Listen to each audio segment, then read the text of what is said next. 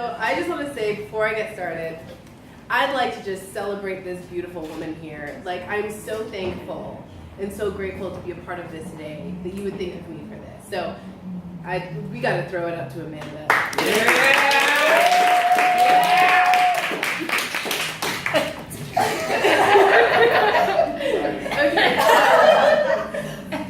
It's good to have bands. So kind of like what she said, my name is Cheryl Sutherland, and I'm the founder of Please Notes. Pretty much what I do is I allow a person to delve deep in, find out what their passion is, create a plan to make it happen, and then we also support them with various notes of positivity and strategic tools so they can build up their confidence and figure out what it is they actually love. So that's me over there. In case you're wondering what that is, it's me. So I'm going to just tell this lovely tale and intermingle some of my own personal life, and then I'm going to give you 3 tips to being a successful entrepreneur. Now, some of you might not necessarily want to be an entrepreneur. Some of you guys are just looking for other things. So this also relates to just being a leader in your life. So if you're interested, you might want to listen. I don't know. It's up to you. So a little bit about myself. So I'm originally from Calgary, Alberta. If y'all don't know about it, the Calgary Flames, whoop whoop. So I'm Canadian, and I've been here for a little over this summer it'll be 3 years now. And my entrepreneurial journey kind of started where I was working somewhere that I didn't love.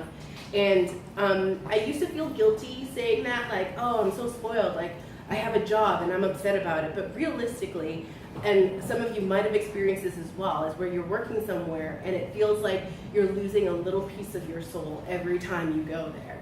And for me, I know internally it was because that wasn't what I was supposed to be doing.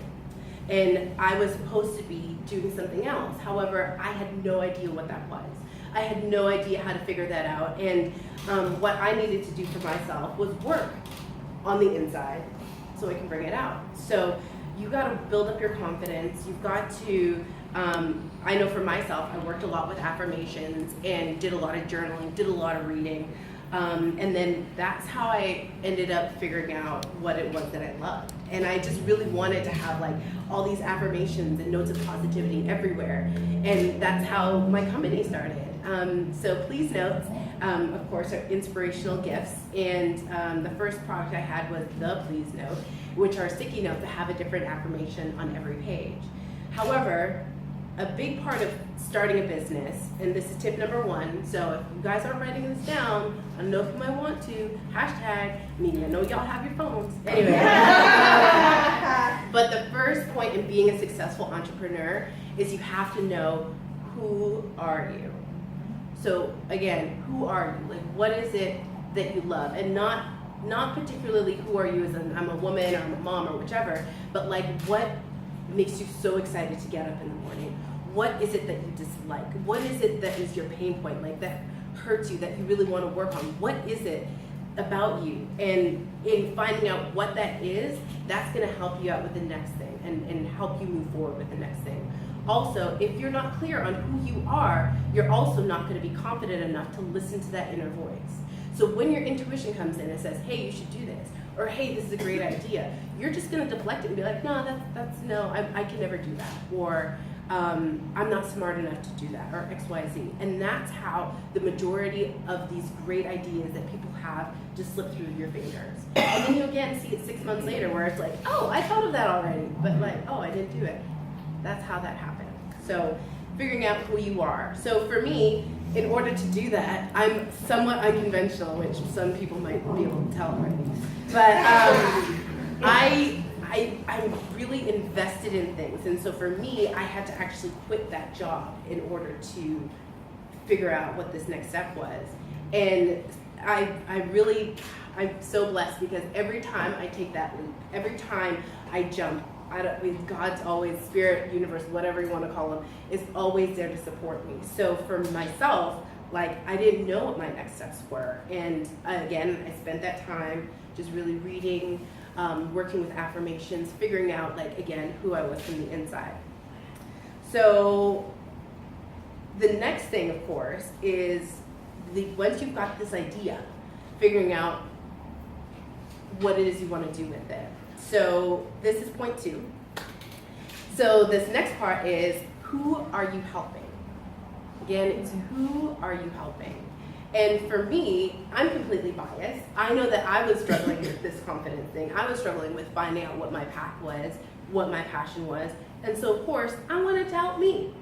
You can't really help everybody, and that's actually what I attempted to do first with my business. But when you just throw out something and you're like, everybody will love this, this is gonna be amazing, nobody really attaches to it. They're like, it confuses them. They can't give you a solid yes or a solid no.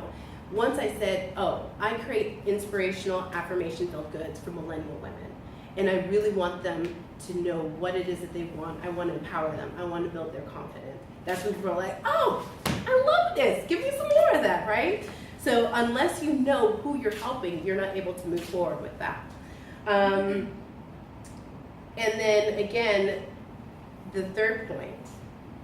So it's so funny that I came in third. I'm like listening to you guys, and I'm like, oh God, they already said this. But reiteration is great, right?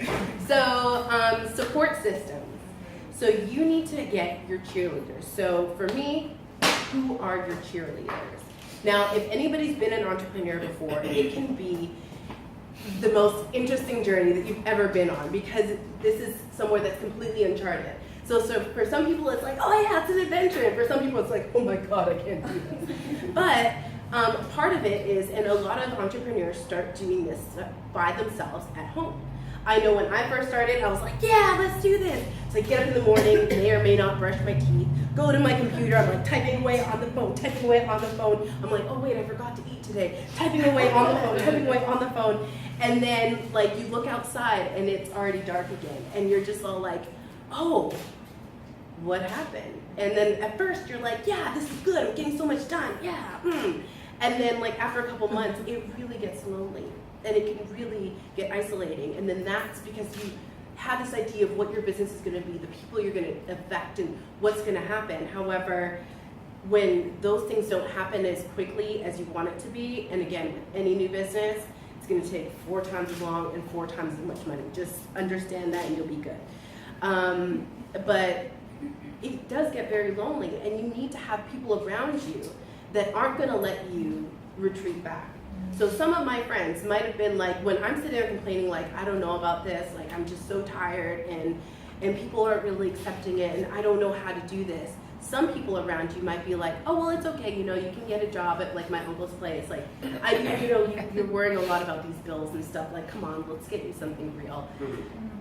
However, those are, like, even though they're doing it just because they love you, obviously, that's not the best for you. So I'm really lucky, and I continue to say I feel really blessed, because I ended up, by happenstance, having to get a space at a WeWork. And as a result of that, I have amazing people around me that not only understand what it is to be an entrepreneur, how difficult it can be, where you're sitting in your car weeping because you're like, oh, my card got declined again, or oh, I'm just so tired, or oh, like, I love this so much, but this is so tedious. But then at the same time understand, and they see you bigger than you see yourself. And they're able to be like, no, I believe in you. Or no, like, I see you so big, and I know the effect that you're gonna make on the world and other people because you're doing it. Right. So no, you can't quit. Maybe take a nap. Here's the We'll see you in 15 minutes. Like, we've got shit to do. Like, we've got social media stuff to do. And that's what you need to make sure that you are successful. So again, just to cover everything, those 3 magical points are, who are you? Figuring out who you are, what you want to create, what's important to you. And again, once you figure that out, that's going to be one of those things that keep you moving when you're going through and you're creating these things. Who are you helping? Now, I'm a firm believer that everything I do is not for me. I'm not doing this for me. I'm doing it for the people that I want to help. And it's so much easier to do this for somebody else than it is, because it's not about, again, it's not about me. It's, it's God's work that I'm doing. Or I'm like, wow, that sounds kind of big. But like these are the passions, these are the gifts that we've been given. And if we don't do it, I mean, who knows what will happen? but cause trouble. Watch out. Anyway, and then lastly, support system. Having a tribe of people around you that will support you. And it might not just be having those 5 people around you, like, that will come and support you at events and video you because you're amazing. But also it could be a spiritual practice, like meditating, like going to church, like something that allows you to remind yourself that this is bigger, there's so much bigger than you. There's so much bigger than this everyday struggle and or I don't know how to say it. This is what I feel about being an entrepreneur. What is this? It's not a struggle, it's like a you know what it is, right? You know what I mean, right? Anyway, so this everyday like back and forth, but it's honestly, I could never go back, and it's the most amazing thing I've ever done. So thank you so much for giving me this time today, and I appreciate and love you all. If y'all want some stuff, I got some stuff here. If you like being inspired, got the goodness. I take Venmo, I take credit card, I take everything. I'll be over there in the corner, I'm here all night. So yeah, that's about it. Thank you guys so much.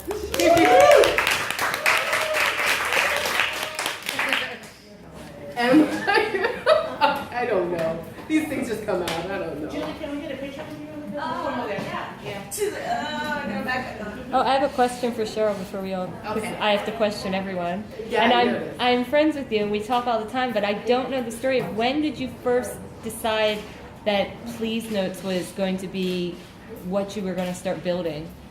I mean, I know you were involved in like, you know, doing your own affirmations, but how did you make that link between like, I'm going to create this product? I think it essentially was that I didn't know what it was that I wanted, but I was like very clear. You know when you're like, I know I have an idea of what I want it to be, but I don't know exactly what it was. So I've been asking God, I was like, I want this to be easy. I want to make a product so I'm not exchanging time for money. I want it to be something that like wakes me up every day because I love personal development. I love when people grow. So I was like, I want something like that. I want something that like can help change the world in like little meaningful ways. But I just like, and I want it to be easy, but I don't know what it was. So when it came through, I was all like, Kazam! I think this is it. And then I was like, okay, let me go through this checklist. Like, can I do this? Yes. Is this possible? Yes. Like, and then as soon as I did that, I just started like looking for bids and getting vendors and doing designs, and that's about it. But like specifically like the Please Notes, the Post-it notes, because I've told Cheryl many times I'm not a spiritual person at all. And when I first was introduced to you, and like you showed me these Please Notes were these self-affirmations, I took them, I bought them from you because you were my friend. I'm like, oh, these are cute. And I didn't realize how much it was totally going to affect me and my business by having these and using this. And I tell her all the time, I'm like, it totally changed my whole mindset. Like, I really feel myself growing and being able to handle stuff by looking at a freaking sticky note. And I'm like, and so I'm just fascinated that you came up with that. Like, because I never would have thought of that. Like, a sticky note could actually change my entire day. It's crazy to me still. So you're magical, and your sticky notes are magical. Thank so. you. Yeah, can we get a picture real quick with Julie? Oh, sure. Okay. Or seven, you guys? Okay. Okay. Really short. You want me to go to the Okay, you stay.